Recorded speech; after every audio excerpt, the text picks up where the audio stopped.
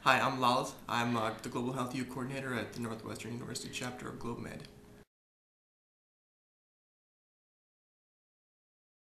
I think Global Health U is important because it gives us a common base to build our global health projects on. Because not all of us are starting off at the same point, Global Health U allows us to even the playing field and start off with a common base of knowledge that builds on throughout the year.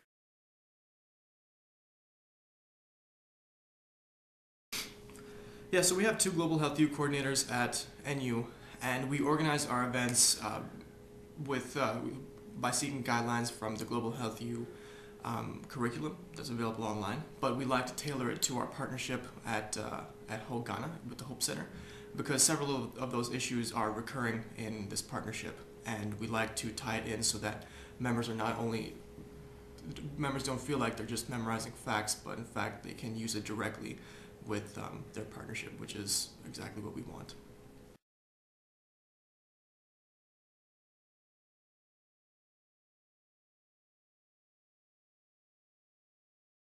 Our most effective events are events where we don't even present anything, where we just sit among the group and raise a question and see what they have to say. Because even though they might not have as much global health knowledge as the seniors in the group do or as the presidents of the group do, they still have very interesting opinions that are developing. And to talk about that is really valuable for all of us to grow as a group and see things from other points of view.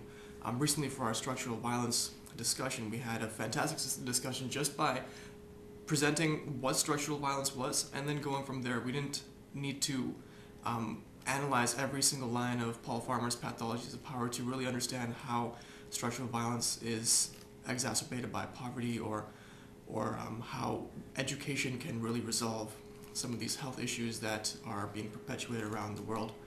So I think some of the most effective discussions we have are those where we just listen.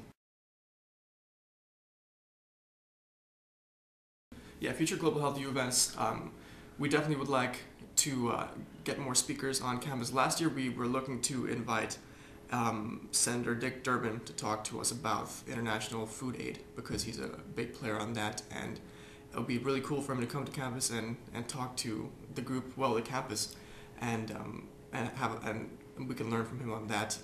We would like to have some other speakers and events and panels with student groups. So there's some student groups on campus, some graduate groups that do a lot of health work, and it would be neat to talk to them about their projects because they're a couple years older than us, but they're going to be going abroad and conducting a project they've been working on all year. And then we want to do, of course, more discussions because that's also very important to developing ideas, and of course the occasional movie screening because those are always fun.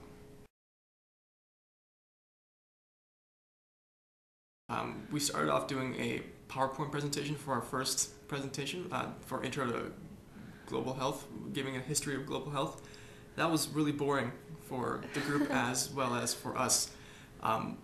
Instead, what we're doing now is we're more presenting the basic facts of, say, what structural violence is and just a brief example so that it can be applied. And then we ask how it can be resolved, because I think the basic desire for all students, no matter what their knowledge level of global health is that desire to resolve these issues and how can they resolve these issues. And these articles may not necessarily give them those points, but as a group we can find those points. And by having a discussion where you don't really structure the discussion by your own opinions, but have those opinions come out by the group is useful.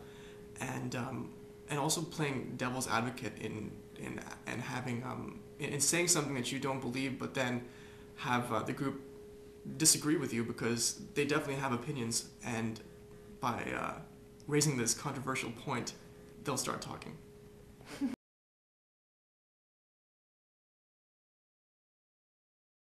We like to follow up each Global Health U discussion with a blog post on that event.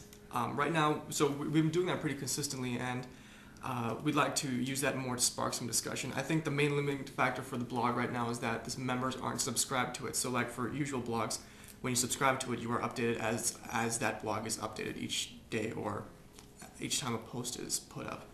So if we can get the members subscribed to that, then we can really start to follow up on these discussions and continue to have discussions like these, but not be limited by a weekly meeting when all people can't make it. We can just have almost like an electronic global health use session on these discussions. So I think it's really useful, and I think it can develop, and I think it will in the winter quarter.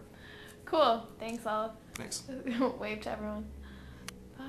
No, you don't want